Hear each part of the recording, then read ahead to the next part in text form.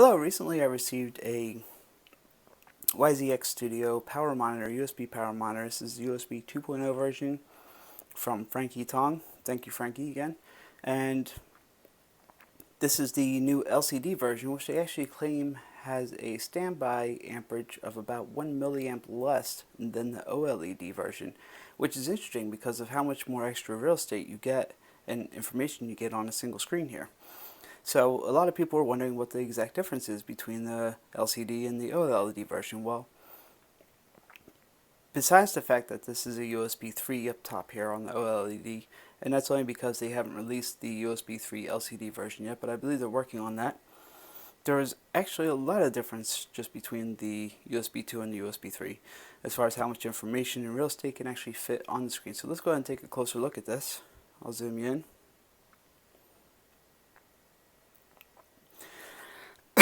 Excuse me.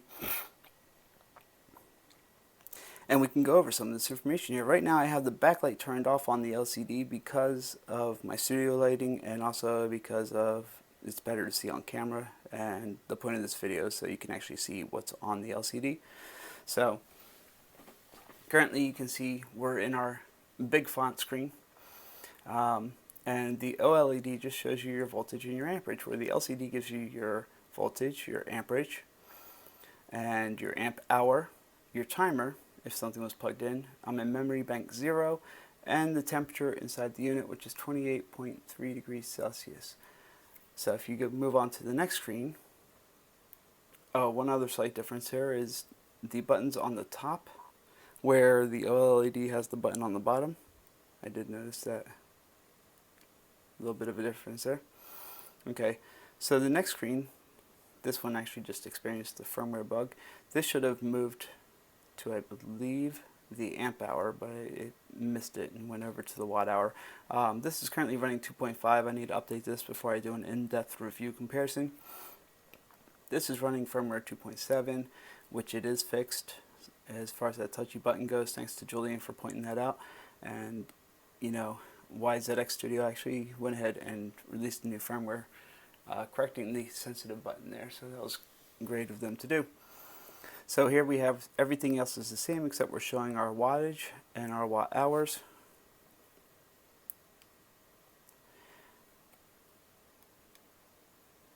Yep, we did. We skipped the amp hour screen there.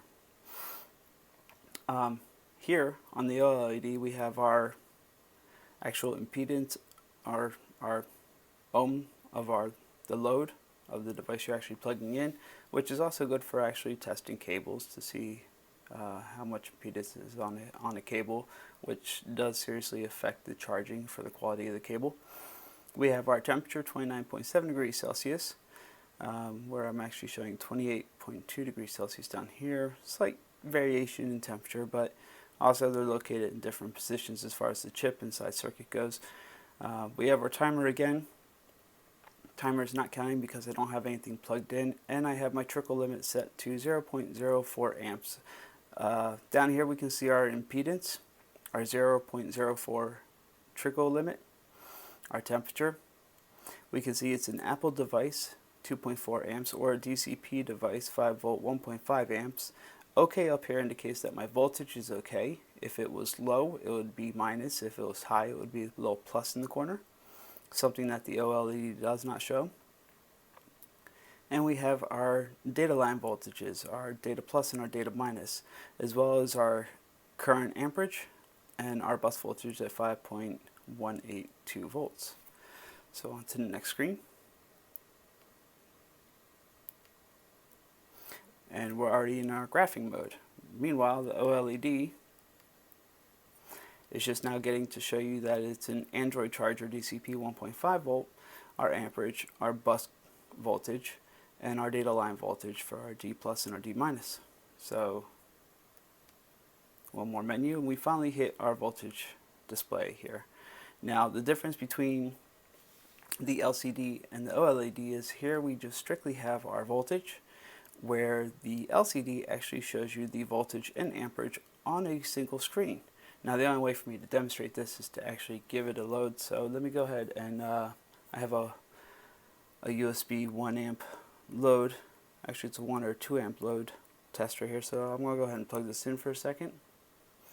So my Fluke is showing it's 0.9690 amps, which is just about 1 amp, and you can see this bar here started to climb, or actually moved up. This is your amperage over here, and then the top line here is indicating your voltage, which is right under 5 volts, or right on 5 volts actually, and this is right about 1 amp. So that's about right on cue there. If I change this to 2 amps on my load, Fluke actually shows it at 1.8507. You can see the graph jumps up to just under 2 amps and the voltage came down slightly. So let's go ahead and go back to 1. And we will unplug our load test here. So that's enough to show you the difference in the graphing here, where over here all you have is your voltage. If you want your amperage, you need to advance to the next screen. And that shows your current curve. Now if you want to go back to your voltage, you have to cycle through all the menus until you reach the previous menu of this one, where we just were, where the LCD actually combines the two together, which is a very nice feature. Also, if you do a long hold on the LCD, it goes into fast mode. See how fast the line started moving? Actually, I need to put a load back on this to demonstrate that. So you'll notice that my fast mode, I just jumped it up to 2 amps there, dropped it back down to 1 amp. It's just a very faster moving pace display graph. So pull the load out, and we'll do a long hold again, and we actually get to see the D plus and the D minus voltages being graphed out here. Again, not available on the OLED version. Another long hold, and this is offline mode. This was actually set to about 9.68 seconds, I think it was, over 352 data points. Don't quote me on the amount of data points. I don't remember off the top of my head. It's really late right now. But this was charging my iPad, and you can see constant current, constant voltage. The current starts to drop as the lithium polymer cells start to charge, and then I hit my trickle limit and the current drops off because I've hit below the trickle threshold that I set, where the voltage remains about 5 volts. You can see where the voltage kind of drops and things are kind of spinning around here. That's where I unplugged it and plugged it back in. That's when I found out the timer actually stops when it's underneath the trickle limit that you set. So you're not actually storing data points once you reach your full capacity of the battery that you're charging. You only store the relevant information, which is a really nice feature as well. This is also available for both modes in remote logging through a Bluetooth adapter, which is available on Franky Tong's store as well. You can actually go to franky.com and it will direct you over to his eBay store. And I'll eventually do a video on that as well. Here's the little Bluetooth adapter that I'm going to be installing, so that way I can actually remote monitor what's charging in either device. I believe they both work with Bluetooth as long as it's firmware 2.5 or higher, and as long as the Bluetooth serial device, the UART Bluetooth serial device, is under 10 milliamps. It also says that it will actually work sending a UART signal through UART serial to Wi-Fi. I've searched. I cannot find a Wi-Fi adapter that is under 10 milliamps. So I give up on the Wi-Fi. Now if we do a long hold again on the LCD, you see it says normal mode. We go back over to our normal mode. Let me turn this one back on. Oh, and it flipped back over to the main font screen again. So we'll advance the menu here. See, that was the touchiness. It shouldn't have flipped over to the main font. It should have gone to a blank out screen, but it didn't. So I really need to get that firmware updated over here to the 2.7 so I don't have to deal with that touchy, finicky button. Back to the beginning here. This is your amp hours. And your timer now shows 48 seconds, which because I had the load plugged in for about 48 seconds when I was demonstrating the amperage and the voltage on the single screen for the graphing mode. Let's see if we can see. I'm missing a screen here. For some reason that one's not coming up. We'll have to fix that. This is supposed to move over to your, that was supposed to move over to your amp hours, and the next screen should be watt. Oh, there's the amp hours and the watt hours put together on the screen. That's right. The OLED puts the two together. And then here's the amp and the watts and the volts. Okay, where this shows the watt hours and the watts together, and the amp hours and the amperes together with the timer.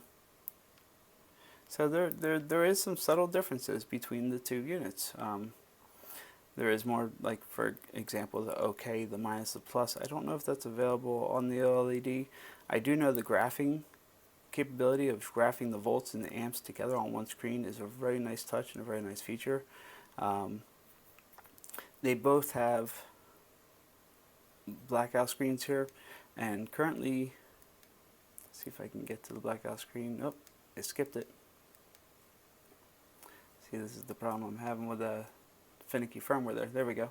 So currently, I believe they're rating the OLED at about 5 milliamps, and they're saying that the LCD only pulls 4 milliamps if your screen is turned off. And of course, in the settings, you can actually set your timer to how long you want the screen to be on, or the light to be on before it actually blacks out. By default, I believe they're both set to 3 minutes. So if we go over the settings here, actually, let me point out a couple more things real quick before we go over to the settings. Just real fast. This was actually given to me by Franky for the LCD version, so I can do a comparison between the LCD and the OLED version. I purchased the OLED only because of the USB 3.0. When I received the OLED, which was today as a matter of fact, I noticed a few subtle differences. Not only was the packaging different, which I already did a video, you can check that video out for Franky Tong's packaging, and not to mention how fast I got it from Hong Kong. It was under 7 days, which was just really impressive. But Franky takes the time to actually translate the manuals to English, so you can actually, you're not guessing on how to use the device. You can actually read the manual. The OLED I received today, well, this is my manual. I don't understand that. So you're not only dealing with fast shipping, great packaging, but he goes the extra mile in the customer service to actually take the time and translate any of the manuals over to English for you as well. And if you buy a programmer from him, he'll even provide you the latest firmware, because if you go to YZXStudio's website, unless you can read Chinese, you're not going to find the link for the firmware. But in the settings here, some of the things I first noticed, let's go ahead and turn on the settings here. And I missed it.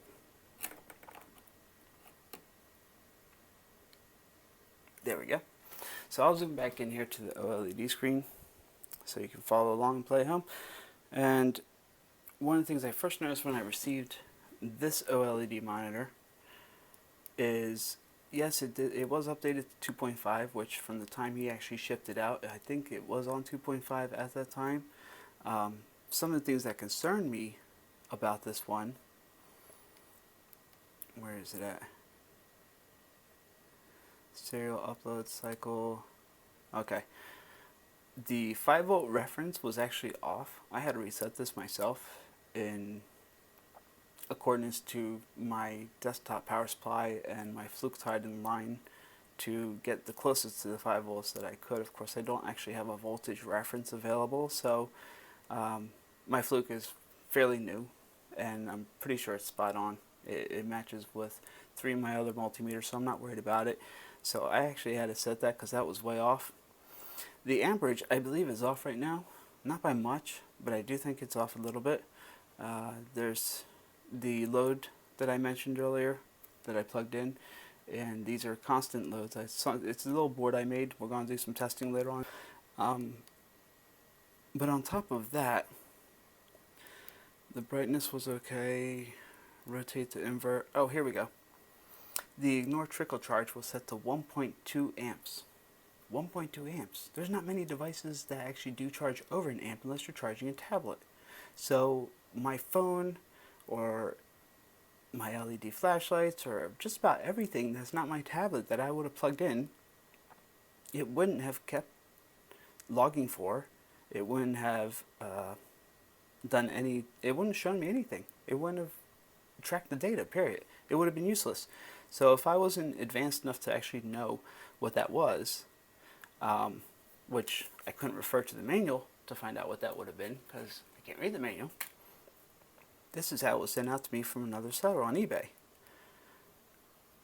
And, you know, there were some other subtle differences in there that I didn't like, and not thinking ahead, I actually did the factory settings, so I think I actually may have screwed up the 5-volt reference voltage for the voltage line, but you know, that I was able to get that back. So as long as it's set to this one, and these are showing the same thing, I trust that Franky actually, not only did he put the latest firmware on here for me, and he does that for everybody, not just for me, everything was actually set up properly. And then if you have any questions about the features, of course you have an instruction manual that you can read. So this was kind of disappointing. If I was anybody else, I would have thought I received a broken unit and I would have sent it back, especially with the trickle being at 1.2 amps. That throws my mind. I couldn't believe that. So let's go ahead and get out of the settings real quick. There we go. So there are your basic main differences between the OLED and the LCD version of the YZXStudio USB power monitor. We have this little load tester here that we can do some 1 amp and 2 amp loads on it that are more consistent loads, where as your phone starts to charge or whatever I plug in before, it would slightly change. So as the battery is charging, of course, your numbers are going to change. This is going to give me a more consistent amperage load. So for comparison, numbers wise, it works great that way. And I've also made this little device. I actually just kind of threw this together tonight. I've made it so it doesn't turn on unless you actually cross these two circuits here. I put 2 little hooks on here so I can just grab them with my grabbers. And the reason I did this is because then it ties into the Fluke. And then I have an amperage over here that we can compare to the LCD monitor as far as the amperage to this point. So for example, let's go ahead and run an example here. I'm going to reference this out. Let's go ahead and, to save room, we'll move this one out of the way. And we'll go ahead and plug the LCD version in to the load. And you can see, well, without a reflection, you can see how accurate this is. 9678 versus 9684, 9682, 9684, 9686. Very, very accurate. Drop it over to 2 amp and we get 1.8468 versus 1.847879, and these are changing slightly. These do heat up. So I did forget to mention that this will actually eventually reach temperature and calm down, but during the heating process, as it's taking on the load and drawing that amp, or 2 amps in this case right now, it will fluctuate a little bit, but you can watch them fluctuate and you can see how close they are in accuracy. So 7.3 to 7.6, 7.5, 7.3 to 7.6, so if anything, we're talking 0.0003 amps off between the 2 units. And this is between a Fluke, a $500 Fluke at that, and a $30 USB power monitor. That is absolutely amazing. And for all I know, that little bit there that we're seeing could actually be the impedance on the cable I used. Again, when you're questioning that, we can actually check the impedance on that cable. So let's go ahead and see if we take a look at it. Nope, there it is. Okay, so we're talking 5.3 ohms. Actually, that's not bad. That's a pretty clean cable. Let's go ahead and go back over to the big font so you can see the difference. So we're starting to settle out on our temperature here, so it's 9.663 versus 66. Again, only very, very small margin. Believe it or not, the green one, the USB 3.0 version of this with the LCD, which is supposedly going to be green, I believe is going to have the extra DAC. So it's going to have a total of 3 DACs, and the extra DAC is an 18-bit DAC, so the resolution and accuracy goes even further, another digit as a matter of fact. So it'd be interesting to get that and do a review on that and actually compare that as well with my load rig and see how that turns out.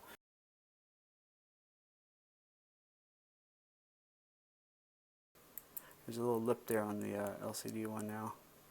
Let's make sure the lip was actually in that little cutout here. Originally, when I received this unit, that lip didn't fit in the little cutout. Actually, it didn't go over. It was actually, the board was pushing against the lip of the USB port, causing unnecessary stress on the port.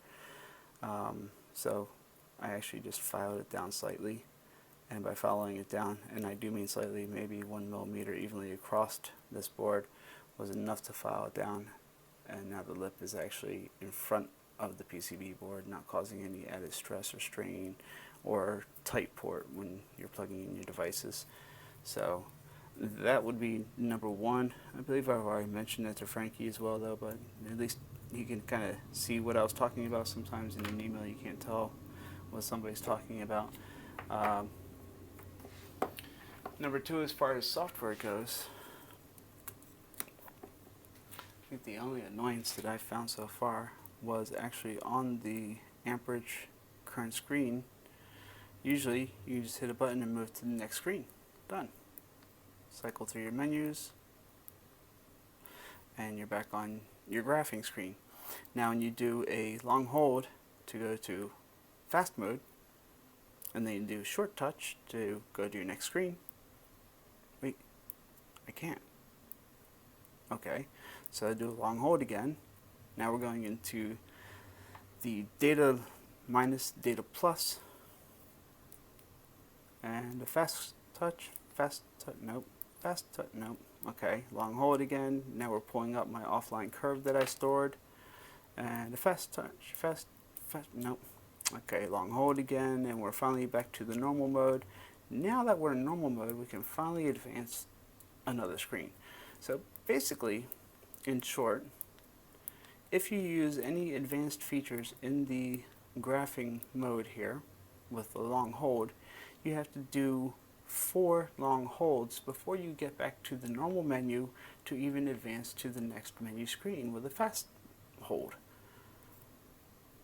So you have to do 1 fast mode, 2 long hold, data lines, 3 long hold, offline curve, 4 long holds, back to normal. Now I can go to the next menu with a fast hold.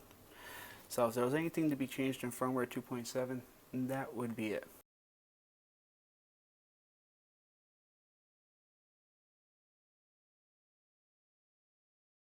Besides that, I think everything else looks great. I think they're doing a wonderful job. I love the fact that they keep updating these things. They keep adding new features to them. There is one little thing that I did forget to show you. So long hold moves you between memory banks. I'm on memory bank 0 right now. And if I do a long hold, it goes to memory bank 1. Memory bank 1, I actually have data in here. Perfect.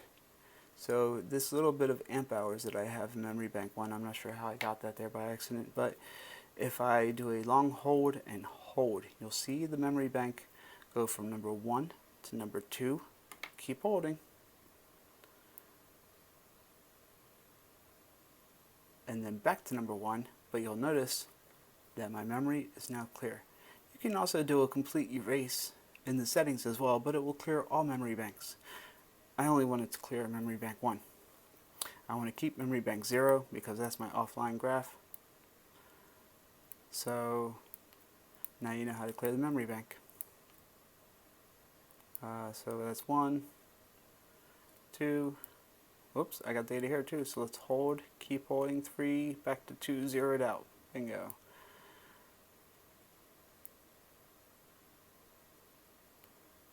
3 doesn't have anything. 4 doesn't have anything. And back to 0, which is the data I want to keep. So my next read should be on bank 1. So that's my next one, ready to go. We'll go ahead and move to the voltage data plus, data minus, and we can hold in the button, and it comes on with a low light. You can barely see it, but it's slightly lit up there. The 2 little lights are lit up, and then another long hold. Now you can really see it's lit up.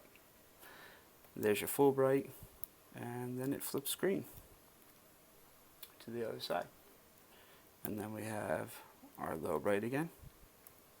Again, you can't notice it on the LCD, but you do see it there. That's because my studio light's brighter. And your full bright, and we'll flip screen. So, really nice feature there too. Do like that. Now, I think I have officially covered just about everything there is. I don't think I missed anything. There we go, that's about lined up. So slightly wider.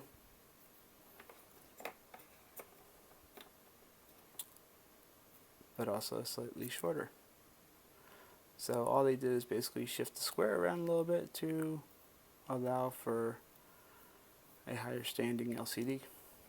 That extra customer service that you get, that extra little bit, that extra mile, it really does make a huge difference. The faster shipping, the better packaging, the making sure you have the latest firmware, the translation of the manual to English. If you're going to buy any of these monitors, definitely buy it from Franky Tong, from Franky.com or 99centhobbies.com. I believe they're both valid sites right now. I think he's moving over to this one eventually, or he's trying to slowly transition over to this one because everybody knows him as Franky. So, hey, Franky, Franky.com. There you go. Hope you enjoyed the video, and as I mentioned, I'll be coming out here with a programming video on the OLED here, showing the difference between where the programming pins are now in the LCD and the OLED.